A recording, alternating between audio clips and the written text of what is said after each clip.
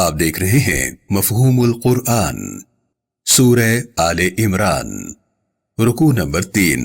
ان الذين يكفرون بآيات الله ويقتلون النبيين بغير حق ويقتلون الذين يأمرون بالقسط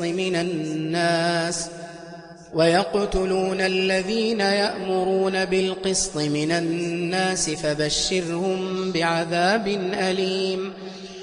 آپ میری طرف سے ان لوگوں کو دردناک عذاب کا پیغام پہنچا دیں جو آپ پر نازل ہونے والی میری آیات کا انکار کرتے ہیں، جو لوگ میرے نبیوں کو ناحق قتل کرتے رہے اور یہی لوگ عدل و انصاف کرنے والوں کو بھی قتل کرتے ہیں، ان کے لیے دردناک عذاب تیار ہے۔ وضاحت: انکار کرنے والوں کی 3 صفات کا ذکر اس آیت مبارکہ میں کیا گیا ہے۔ نمبر 1، یہ لوگ اللہ تعالیٰ کی آیتوں کا انکار کرتے ہیں۔ نمبر 2، نبیوں کو قتل کرتے ہیں۔ اور نمبر 3، عدل اور انصاف کا حکم دینے والوں کو قتل کرتے ہیں۔ رسول اللہ صلی اللہ علیہ وآلہ وسلم نے بتایا، حساب کتاب کے دن سب سے زیادہ عذاب اسے ہوگا جس شخص نے اللہ کے نبی کو قتل کیا یا نیکی کا حکم دینے اور برائی سے روکنے والے کو۔ اس کے بعد آپ نے سورہ آل عمران کی یہ آیت مبارکہ تلاوت کی۔ ایک زمانے میں بنی اسرائیل نے صبح میں 43 نبیوں کو قتل کر دیا۔ اس پر عبادت گزار اور علم رکھنے والے علماء نے اعتراض کرتے ہوئے احتجاج کیا تو انہوں نے شام کے وقت 112 علماء کو قتل کر دیا۔ اولئک الذین حبطت اعمالهم فی الدنیا والآخرہ وما لهم من ناصرین۔ یہی انکار کرنے والے، ظلم کرنے والے ہیں جن کے اعمال حساب کتاب کے دن ان کے کسی کام نہیں آئیں گے، دنیا اور آخرت دونوں میں کوئی ان کا مددگار نہیں ہوگا۔ أَلَمْ تَرَ إِلَى الَّذِينَ أُوتُوا نَصِيبًا مِنَ الْكِتَابِ يُدْعَوْنَ إِلَى كِتَابِ اللَّهِ لِيَحْكُمَ بَيْنَهُمْ ثُمَّ يَتَوَلَّى فَرِيقٌ مِّنْهُمْ وَهُمْ مُعْرِضُونَ۔ میرے رسول، کیا آپ نے اہل کتاب کا وہ گروہ نہیں دیکھا جسے اللہ کی کتاب کا کچھ علم دیا گیا ہے؟ ان لوگوں کو میری کتاب کی طرف بلایا جاتا ہے تاکہ میرے حکم کے مطابق ان کے درمیان فیصلہ کیا جائے۔ ان میں سے ایک گروہ ماننے کے بجائے واپس لوٹ جاتا ہے۔ وضاحت: اللہ رب العالمین نے اپنا کلام اور احکام قرآن کریم میں مکمل کر دیے ہیں۔ اس سے پہلی کتابیں کسی خاص زمانے یا مدت کے لیے تھیں۔ یہاں اللہ تورات کو اللہ کی کتاب کا ایک حصہ بیان کر رہا ہے۔ شان نزول: ایک دن رسول اللہ صلی اللہ علیہ وآلہ وسلم یہودیوں کے ایک درسگاہ میں گئے اور انہیں اللہ کے دین پر ایمان لانے کی دعوت دی۔ یہودی علماء نعیم بن عمرو اور حارث بن زید نے پوچھا، ابا قاسم، آپ کس دین کی پیروی کرتے ہیں؟ رسول اللہ صلی اللہ علیہ وسلم نے فرمایا، میں اللہ کے نبی ابراہیم علیہ السلام کے دین پر موجود ہوں۔ یہودی بولے، ابراہیم تو یہودی تھے۔ رسول اللہ صلی اللہ علیہ وسلم نے جواب ارشاد فرمایا، تم تورات لے آؤ، یہ تمہارے اور ہمارے درمیان فیصلہ کر دے گی۔ یہودی علماء نے اس کا انکار کیا تو اللہ نے یہ آیت مبارکہ نازل فرمائی۔ اللہ اس بات کی وضاحت سورۃ البقرہ میں بھی کر چکا ہے۔ ایک دوسری روایت کے مطابق یہودیوں کے معزز خاندان میں سے ایک شادی شدہ مرد اور شادی شدہ عورت نے زنا کیا۔ ان کو سزا کے لیے رسول اللہ صلی اللہ علیہ وآلہ وسلم کے پاس لایا گیا۔ رسول اللہ صلی اللہ علیہ وسلم نے پوچھا، تورات اس سلسلے میں کیا حکم دیتی ہے؟ یہودی بولے، ایسا کرنے پر عورت اور مرد دونوں کا منہ کالا کر کے گدھے پر سوار کر کے انہیں شہر میں گھماتے ہیں، اس طرح ان لوگوں کی بدنامی کی جاتی ہے۔ رسول اللہ صلی اللہ علیہ وسلم نے فرمایا، تورات منگوا کر اس میں اس جرم کے متعلق حکم پڑھ کر سنایا جائے۔ تورات پڑھنے والوں نے رجم کے متعلق آیت پر ہاتھ رکھ لیا اور وہ آیت نہ پڑھی۔ عبداللہ بن سلام بھی وہی موجود تھے۔ عبداللہ نے کہا، اللہ کے رسول، اس نے تورات پڑھتے ہوئے رجم کی سزا کے متعلق آیت چھپا لی ہے۔ پڑھنے والے کا ہاتھ تورات سے ہٹایا گیا تو شادی شدہ مرد اور شادی شدہ عورت کے زنا کرنے کی صورت میں انہیں پتھر مار مار کر قتل کرنے کا حکم موجود تھا۔ یہ آیت مبارکہ اس موقع پر نازل ہوئی۔ ذلك بأنهم قالوا لن تمسنا النار إلا أياما معدودات وغرهم في دينهم ما كانوا يفترون۔ یہودی ایسا اس لیے کرتے ہیں کہ وہ کہتے ہیں کہ جہنم کی آگ ہمیں چند دن کے لیے چھوئے گی، پھر ہم جہنم سے نکل جائیں گے۔ ان کی من گھڑت باتوں نے ان کو دھوکے میں ڈال رکھا ہے۔ یہ لوگ میرے دین میں اپنی مرضی کی باتیں شامل کرتے رہتے ہیں۔ کیا انہیں آگ کے عذاب سے ڈر نہیں لگتا؟ یہ لوگ اپنے اعمال کی وجہ سے ہمیشہ جہنم میں رہیں گے۔ وضاحت: یہودی خود کو اللہ کی لاڈلی قوم تصور کرتے ہیں۔ ان کا ایمان ہے کہ یہ اللہ کے بیٹے ہیں۔ ان کا خیال ہے کہ یہ کیسا بھی عمل کریں انہیں سزا نہیں ملے گی، اگر ملی بھی تو چند دن۔ یہودیوں کا یہ بھی خیال ہے کہ جنت کے حقدار صرف یہی ہیں، دوسرا کوئی جنت میں داخل نہیں ہوگا۔ اس خیال نے انہیں اللہ کی نافرمانی کرنے میں بے باک بنا دیا اور انسانوں پر ظلم کرنے میں بھی۔ ان کے دلوں سے اللہ کے احکام کی نافرمانی کا ڈر ختم ہو چکا ہے۔ اسی طرح مسیحی خیال کرتے ہیں کہ عیسیٰ ابن مریم علیہ السلام صلیب پر چڑھ کر اپنے تمام ماننے والوں کے گناہوں کا کفارہ ادا کر چکے ہیں۔ یہ عقائد درست نہیں۔ فكيف إذا جمعناهم ليوم لا ريب فيه ووفيت كل نفس ما كسبت وهم لا يظلمون۔ ان کا حال کیسا ہوگا جس دن ہم سب کو جمع کریں گے، وہ دن جس کے آنے میں کوئی شک نہیں، یعنی حساب کتاب کا دن۔ اس دن کسی پر ظلم نہیں کیا جائے گا، ہر کسی کو اس کے اعمال کا ٹھیک ٹھیک بدلہ دیا جائے گا، یعنی اچھے کاموں کا انعام اور برے کاموں کی سزا۔ وضاحت: حساب کتاب کے دن اللہ عدل و انصاف کی میزان رکھے گا، ہر شخص کو اس کی چھوٹی سی نیکی کا بدلہ بھی دیا جائے گا، خواہ وہ رائی کے دانے کے برابر ہو۔ کسی جان پر ظلم نہیں کیا جائے گا۔ اس طرح کسی کا ذرہ برابر گناہ بھی اس کے سامنے موجود ہوگا جس کا بدلہ اسے دیا جائے گا۔ ایمان رکھنے والوں کی غلطیاں کوتاہیاں اللہ کی رحمت سے معاف کر دی جائیں گی۔ حساب کتاب اور اللہ کی رحمت کے درمیان ہی ایمان ہے۔ رسول اللہ صلی اللہ علیہ وسلم نے فرمایا، حساب کتاب کے دن اللہ اپنے بندوں سے ایسا ہی پیش آئے گا جیسا وہ اللہ کے بارے میں گمان رکھتے ہیں۔ قل اللہم مالک الملک تؤتی الملک من تشاء وتنزع الملک ممن تشاء وتعز من تشاء وتذل من تشاء بيدك الخير انك على كل شيء قدير۔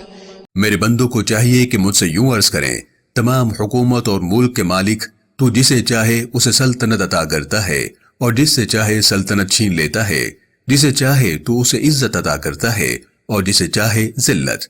ہمارے رب ساری بھلائیاں تیرے ہی ہاتھ میں ہیں، بے شک تو ہر چیز کی طاقت رکھتا ہے۔ وضاحت: اللہ رب العالمین جس قوم کو چاہے سلطنت اور ملک عطا فرمائے اور جس سے چاہے واپس لے لے۔ یہ آیت مبارکہ اس زمانے میں نازل ہوئی جب کوئی سوچ بھی نہیں سکتا تھا کہ مسلمان دنیا کے بڑے ملک فتح کر لیں گے۔ انکار کرنے والوں کی تعداد اور ایمان لانے والوں کی تعداد میں زمین اور آسمان کا فرق تھا۔ مسلمانوں کی اتنی تھوڑی تعداد ہونے کے باوجود ایسی پیشن گوئی لوگوں کے لیے ناقابل یقین تھی۔ اللہ رب العالمین نے سورہ آل عمران کی اس آیت مبارکہ کی صورت میں رسول اللہ صلی اللہ علیہ وآلہ وسلم کو دعا سکھائی جسے اللہ نے قبول کیا۔ اللہ نے اپنی کتاب اور اپنے رسول کے ذریعے سے تمام اصول واضح کر دیے ہیں جن پر عمل کر کے عزت حاصل کی جا سکتی ہے۔ اللہ کے بتائے گئے اصولوں پر عمل کرنے والے ہی عزت حاصل کر پاتے ہیں۔ شان نزول: قریش نے سن 5 ہجری میں اتحادی فوجوں کے ساتھ مل کر مدینہ منورہ پر حملہ کیا۔ فوج کی تعداد مدینہ منورہ میں رہنے والے تمام لوگوں سے کہیں زیادہ تھی۔ حضرت سلمان فارسی رضی اللہ تعالیٰ عنہ کے مشورے پر رسول اللہ صلی اللہ علیہ وسلم نے مدینہ منورہ کی حفاظت کے لیے خندق کھودنے کا حکم دیا۔ خندق کھودتے ہوئے ایک ایسی چٹان سامنے آئی جو کسی سے بھی نہیں ٹوٹ رہی تھی۔ رسول اللہ صلی اللہ علیہ وآلہ وسلم کو بتایا گیا تو آپ خود اس مقام پر آئے۔ آپ نے کدال پکڑ کر اس چٹان پر ضرب لگائی تو اس کا 1/3 حصہ ٹوٹ گیا۔ رسول اللہ صلی اللہ علیہ وسلم نے فرمایا، اللہ اکبر، مجھے ملک شام کی چابیاں دی گئی ہیں۔ اللہ کی قسم، میں اس جگہ سے شام کے سرخ محلات دیکھ رہا ہوں۔ رسول اللہ صلی اللہ علیہ وسلم نے دوسری مرتبہ کدال اس چٹان پر ماری تو 1/3 حصہ مزید ٹوٹ گیا۔ یوں چٹان کا 2/3 حصہ ٹوٹ گیا۔ رسول اللہ صلی اللہ علیہ وسلم نے پھر فرمایا، اللہ اکبر، مجھے فارس یعنی ایران کی چابیاں دی گئی ہیں۔ اللہ کی قسم، میں اس جگہ سے مدائن کے سفید محل دیکھ رہا ہوں۔ رسول اللہ صلی اللہ علیہ وسلم نے تیسری مرتبہ کدال چٹان پر ماری تو وہ مکمل طور پر ٹوٹ گئی۔ رسول اللہ صلی اللہ علیہ وسلم نے فرمایا، اللہ اکبر، مجھے یمن کی چابیاں عطا کی گئی ہیں۔ اللہ کی قسم، میں اس جگہ سے صنعاء کے دروازے دیکھ رہا ہوں۔ مجھے جبرائیل نے بتایا کہ مسلمان ان ملکوں کو فتح کریں گے۔ یہ باتیں سن کر منافقین نے مسلمانوں سے کہا، محمد تم سے جھوٹے وعدے کرتے ہیں، تم لوگ خوف کے مارے دشمن سے بچنے کے لیے خندق کھود رہے ہو اور خواب دیکھتے ہو شام، ایران اور یمن فتح کرنے کے۔ اللہ رب العالمین نے اس موقع پر یہ آیت مبارکہ نازل فرمائی۔ تولج الليل في النهار وتولج النهار في الليل وتخرج الحي من الميت وتخرج الميت من الحي وترزق من تشاء بغير حساب۔ رات کو دن میں داخل کرنے والا تو ہے اور دن کو رات میں داخل کرنے والا بھی تو ہے۔ بے جان کو زندگی عطا کرنا تیری ہی طاقت ہے اور جاندار کو موت دینا بھی۔ میرے مالک تو جسے چاہے بے حساب عطا کرتا ہے۔ وضاحت: اللہ رب العالمین اس آیت مبارکہ میں رات اور دن کے بدلنے کی واضح نشانی جسے ہم روزانہ دیکھتے ہیں کہ ذکر کرنے کے بعد زندگی اور موت کا ذکر کرتا ہے۔ اس کائنات میں تقریباً تمام چیزیں ہی پہلے وجود میں آتی ہیں، پھر مختلف مرحلے طے کرتے ہوئے آخر کار ختم ہو جاتی ہیں۔ انسان، جانور، پھل، پودے، اختیار، اقتدار، عروج و زوال، غرض ہر شے، باقی صرف اللہ کی ذات رہے گی۔ وہی ذات ہمیشہ سے ہے اور ہمیشہ قائم رہے گی۔ لا يتخذ المؤمنون الكافرين أولياء من دون المؤمنين ومن يفعل ذلك فليس من الله في شيء إلا أن تتقوا منهم تقاه ويحذركم الله نفسه وإلى الله المصير۔ جو کوئی انکار کرنے والوں کو ایمان والوں کے خلاف اپنا حلیف یا سرپرست بنائے تو اس کا مجھ سے کوئی تعلق نہیں ہوگا۔ اس کی اجازت صرف اس صورت میں ہے کہ تم اپنے بچاؤ کے لیے ان سے معاہدہ کر لو۔ ایسا نہ ہو کہ تم اپنے اصول اور ضابطے انکار کرنے والوں جیسے بنا لو۔ میں تمہیں اپنی ناراضی اور غضب سے ڈراتا ہوں جو نافرمانوں کے لیے ہے۔ بے شک تم سب لوگوں کو لوٹ کر میری ہی طرف آنا ہے۔ وضاحت: ہمیں یہ بات ذہن میں رکھنی چاہیے کہ غیر مسلموں سے تعلقات اور دوستی اسلام کی تعلیمات کے خلاف نہیں۔ اسلام ہمیں مسلمانوں کے خلاف غیر مسلموں کو اپنا سرپرست یا ذمہ دار بنانے سے منع کرتا ہے، دوست بنانے سے نہیں۔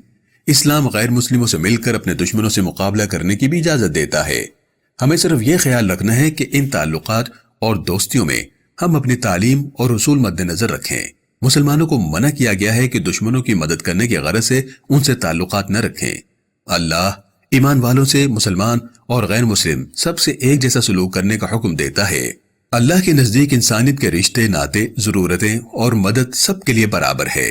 رسول اللہ صلی اللہ علیہ وسلم نے غیر مسلموں کے ساتھ معاہدے کیے اور تعلقات رکھے۔ ہمیں شان نزول کے مطابق اس آیت مبارکہ کو سمجھنا ہے۔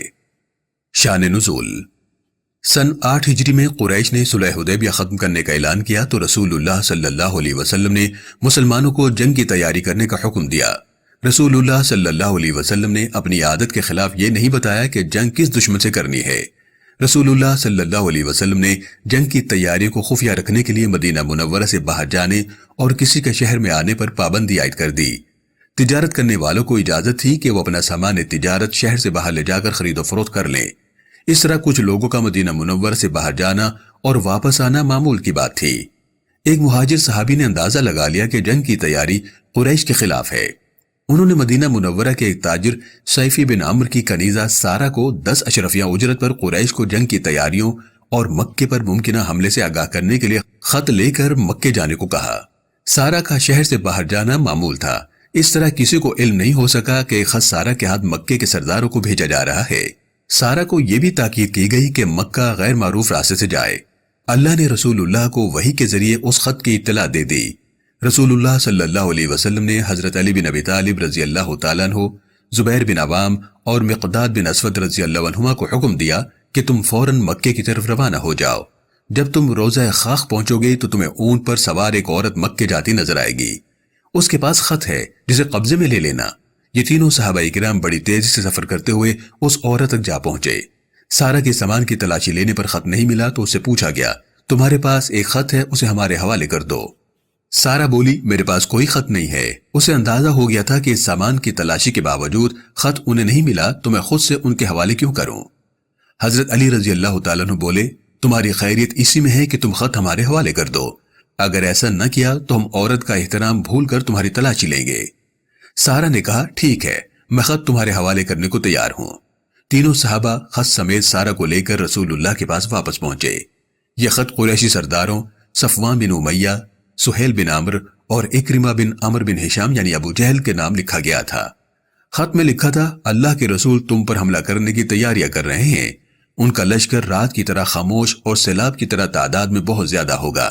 میں اللہ کی قسم اٹھا کر تمہیں بتا رہا ہوں، اگر رسول اللہ اکیلے ہی حملہ تم پر کر دیں تو تم ان کا مقابلہ نہیں کر سکو گے۔ تم لوگ اپنی فکر کرو۔ سارہ سے پوچھا گیا تو اس نے بتایا کہ یہ خط حاتم بن ابو بلتع نے مکے لے جانے کو کہا تھا۔ حاتم کو بلایا گیا تو حاتم نے کہا، اللہ کے رسول، میرا ایمان آپ پر اسی طرح پختہ اور میں اپنے دین پر قائم ہوں۔ میرے گھر والے ابھی بھی مکے میں ہیں، مکے میں میرا کوئی رشتہ دار نہیں رہتا۔ میں نے چاہا کہ قریش کو خبردار کرتے ہوئے ان پر احسان کر دوں تاکہ وہ میرے گھر والوں کا خیال رکھیں۔ رسول اللہ صلی اللہ علیہ وسلم نے فرمایا، حاتم نے سچ کہا ہے۔ بدری صحابی ہونے کی وجہ سے رسول اللہ صلی اللہ علیہ وسلم نے حاتم بن ابی بلتع کو معاف کر دیا۔ اگر کسی غیر مسلم سے دوستی مسلمانوں کے مفاد کے خلاف نہ ہو تو اس کی مکمل اجازت ہے۔ غیر مسلموں سے دوستی رسول اللہ کے زمانے میں بھی موجود تھی۔ شان نزول جان لینے کے بعد اس آیت مبارکہ میں دیے گئے حکم کو سمجھنا آسان ہو گیا ہے۔ قل ان تخفوا ما في صدوركم او تبدوه يعلمه الله ويعلم ما في السماوات وما في الارض والله على كل شيء قدير۔ میرے رسول، آپ انہیں بتا دیں جو کچھ تمہارے سینوں میں ہے تم بتاؤ یا چھپاؤ، اللہ سب جانتا ہے۔ جو کچھ آسمانوں اور زمین میں ہے اللہ سب جانتا ہے۔ بے شک اللہ ہر چیز کی طاقت رکھتا ہے۔ يوم تجد كل نفس ما عملت من خير محضرا وما عملت من سوء تود لو أن بينها وبينه أمدا بعيدا ويحذركم الله نفسه والله رؤوف بالعباد۔ حساب کتاب کے دن ہر انسان کو اس کی نیکیاں اور برائیاں دکھائی جائیں گی۔ یہ بہت سخت اور مشکل دن ہوگا۔ اس دن ہر شخص چاہے گا کہ دنیا میں ہونے والی برائیاں اور گناہ اس سے پرے رہیں اور وہ سزا سے محفوظ رہے۔ اسی دن کے لیے میں نے تمہیں نیکیاں اور اچھے کام کرنے کی ہدایت کی ہے۔ ہر شخص اپنے کیے کا بدلہ پائے گا۔ میں تمہیں اس دن کی سزا سے بچنے کا حکم دیتا ہوں، اس لیے میں تمہیں خبردار کرتا ہوں کہ دنیا میں رہتے ہوئے اچھے کام کرو۔ بے شک میں اپنے بندوں کو اچھے کاموں کا بہترین بدلہ دینے والا حد سے زیادہ مہربان ہوں۔ وضاحت: اللہ رب العالمین فرماتا ہے، بے شک ہم لکھتے رہتے ہیں جو کچھ تم کرتے ہو۔ حساب کتاب کے دن اللہ سب کو جمع کرے گا، پھر ان کے کیے ہوئے کاموں کی انہیں خبر دی جائے گی۔ اللہ انہیں سب کاموں کی خبر دے گا جب وہ بھول چکے ہوں گے۔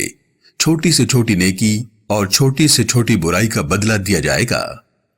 آگہی: یہاں سورہ آل عمران کا تیسرا رکوع مکمل ہو گیا ہے۔ اس رکوع میں 10 آیات بینات ہیں۔ اب ہم اس رکوع میں آنے والے نئے الفاظ اور اصطلاحات کو سمجھنے کی کوشش کرتے ہیں۔ بدری صحابی یا بدری صحابہ: وہ صحابی جنہوں نے جنگ بدر میں حصہ لیا انہیں بدری صحابی یا بدری صحابہ کہا جاتا ہے۔ اللہ رب العالمین نے بدری صحابہ کے متعلق حکم دیا، بدری صحابہ جو چاہے کرے، اللہ ان سے راضی ہے۔ بدری صحابہ کی تعداد 313 ہے۔ اس میں سے انصار کی تعداد 140، جن میں سے 70 بنی خزرج سے اور 70 بنی اوس سے شامل ہوئے۔ اس جنگ میں 173 مہاجرین نے شرکت کی۔ بدر میں شہید ہونے والوں میں 6 مہاجر اور 8 انصار شامل ہیں۔ یوں بدر کے شہیدوں کی تعداد 14 ہے۔ سہیل بن عمرو: سہیل بن عمرو کا تعلق قریش کے قبیلے بنی عبد شمس سے ہے۔ سہیل کی کنیت ابو یزید ہے۔ سہیل گفتگو اور معاملہ طے کرنے میں مہارت رکھتے تھے۔ انہیں خطیب قریش کہا جاتا تھا۔ سہیل لوگوں کو بات سمجھانے اور قائل کرنے میں کمال رکھتے تھے۔ صلح حدیبیہ کے لیے قریش نے سہیل بن عمرو ہی کو بھیجا تھا۔ بدر کی جنگ میں قیدی ہوئے اور فدیہ ادا کر کے رہائی پائی۔ سہیل کے بیٹے اور بیٹی اسلام کے ابتدائی دنوں میں ہی رسول اللہ صلی اللہ علیہ وسلم پر ایمان لے آئے تھے۔ سہیل فتح مکہ کے بعد ایمان لائے۔ ایمان لانے کے بعد بھی سہیل بن عمرو کو نمایاں مقام حاصل رہا۔ حضرت زبیر بن عوام رضی اللہ تعالیٰ عنہ: آپ رسول اللہ صلی اللہ علیہ وسلم کی پھوپھی صفیہ بنت عبد المطلب کے بیٹے ہیں۔ آپ عشرہ مبشرہ میں بھی شامل ہیں۔ رسول اللہ صلی اللہ علیہ وسلم پر ابتدائی سالوں میں ایمان لائے اور اسلام کے لیے خوب جاننثاری دکھائی۔ بدر کی جنگ میں رسول اللہ نے ان کے قیادت میں ایک دستہ اپنی فوج سے علیحدہ کیا اور حکم دیا کہ جنگ چھڑے تو قریش پر پیچھے سے حملہ کریں۔ بدر کی جنگ میں مسلمانوں کے پاس صرف 2 گھوڑے تھے، جن میں سے ایک زبیر کے پاس تھا۔ احد کی جنگ میں بہادری سے لڑتا دیکھ کر رسول اللہ صلی اللہ علیہ وسلم نے فرمایا، ہر نبی کا ایک حواری ہوتا ہے، میرا حواری زبیر بن عوام ہے۔ زبیر کپڑے کی تجارت کیا کرتے تھے۔ عشرہ مبشرہ: ایسے 10 لوگ جنہیں رسول اللہ صلی اللہ علیہ وسلم نے ایک ہی مجلس میں دنیا میں ہی جنت کی خوشخبری دی، انہیں عشرہ مبشرہ کہا جاتا ہے۔ حضرت ابو بکر بن ابو قحافہ، حضرت عمر بن خطاب، حضرت عثمان بن عفان، حضرت علی بن ابی طالب، حضرت طلحہ بن عبید اللہ، حضرت زبیر بن عوام، حضرت سعید بن زید، حضرت عبد الرحمن بن عوف، حضرت ابو عبیدہ بن جراح اور حضرت سعد بن ابی وقاص رضی اللہ تعالی عنہم اجمعین۔ یہ خوشخبری رسول اللہ صلی اللہ علیہ وسلم نے مکے میں اسلام کے ابتدائی 10 سالوں میں دی۔ بعد کے سالوں میں آپ نے بہت سے دوسرے لوگوں کے بارے میں بھی جنت کی بشارت دی۔ مقداد بن اسود۔ مقداد بن اسود یمن میں پیدا ہوئے اور مکے آ کر رہنے لگے۔ آپ کا اصل نام مقداد بن عمر البحرانی ہے۔ آپ کی کنیت ابو معبد ہے۔ مکے میں اسود الکندی کے غلام تھے۔ اسود نے خوش ہو کر انہیں منہ بولا بیٹا بنا لیا۔ اس کے بعد آپ مقداد بن اسود کہلائے۔ آپ بھی ابتدائی سالوں میں رسول اللہ صلی اللہ علیہ وسلم پر ایمان لے آئے۔ مقداد سے کئی احادیث روایت ہیں۔ مقداد بہترین تیر انداز تھے۔ جنگ بدر میں مسلمانوں کے پاس صرف 2 گھوڑے تھے، جن میں سے ایک مقداد کے پاس تھا۔ جنگ بدر کے موقع پر مقداد رضی اللہ عنہ نے رسول اللہ صلی اللہ علیہ وسلم سے کہا، اللہ کے رسول، آپ ویسے ہی چلیں جیسے اللہ نے آپ کو حکم دیا ہے۔ خدا کی قسم، ہم بنی اسرائیل کی طرح یہ نہیں کہیں گے، موسیٰ جائیے آپ اور آپ کا خدا جنگ کیجئے، ہم تو یہی بیٹھے ہیں۔ اس ذات کی قسم جس نے آپ کو حق کے ساتھ بھیجا ہے، اگر آپ ہمیں برق الغیمات تک بھی لے جائیں تو ہم آپ کے ساتھ سمندر میں کودنے کو تیار ہیں۔ رسول اللہ صلی اللہ علیہ وسلم یہ بات سن کر بہت خوش ہوئے۔ اکرمہ بن عمر بن ہشام۔ اکرمہ کا تعلق بنی مخزوم سے ہے۔ اکرمہ رسول اللہ صلی اللہ علیہ وسلم کے مشہور دشمن عمر بن ہشام بن مغیرہ یعنی ابو جہل کا بیٹا ہے۔ احد میں جنگ کی صورتحال بدلنے والے خالد بن ولید اور اکرمہ بن عمر ہی تھے۔ صلح حدیبیہ کے موقع پر بھی رسول اللہ کو عمرہ کرنے سے روکنے والوں میں اکرمہ پیش تھا۔ فتح مکہ کے وقت صرف اکرمہ اور اس کے ساتھیوں نے مسلمانوں سے لڑائی کی۔ اکرمہ فتح کے بعد رسول اللہ صلی اللہ علیہ وسلم پر ایمان لے آیا۔ اکرمہ ایمان لانے کے بعد اسلام سے مخلص رہے۔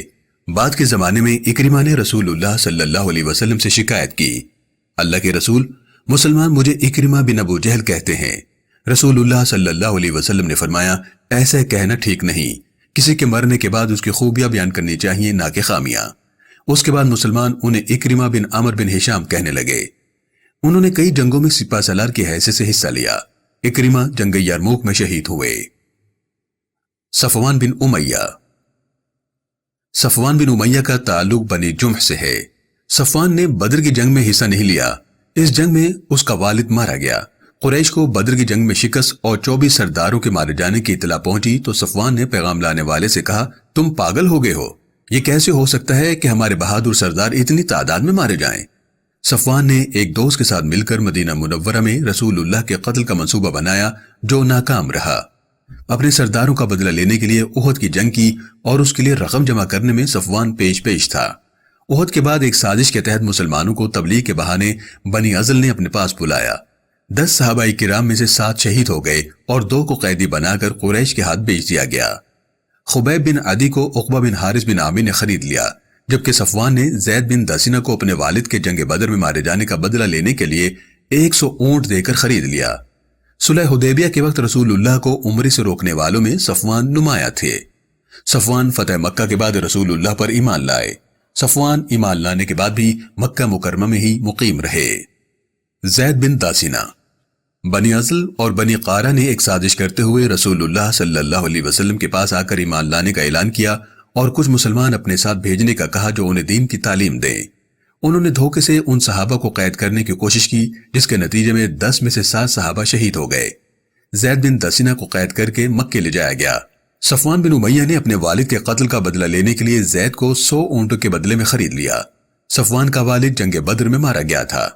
زید تقریباً 3 مہینے صفوان کی قید میں رہے۔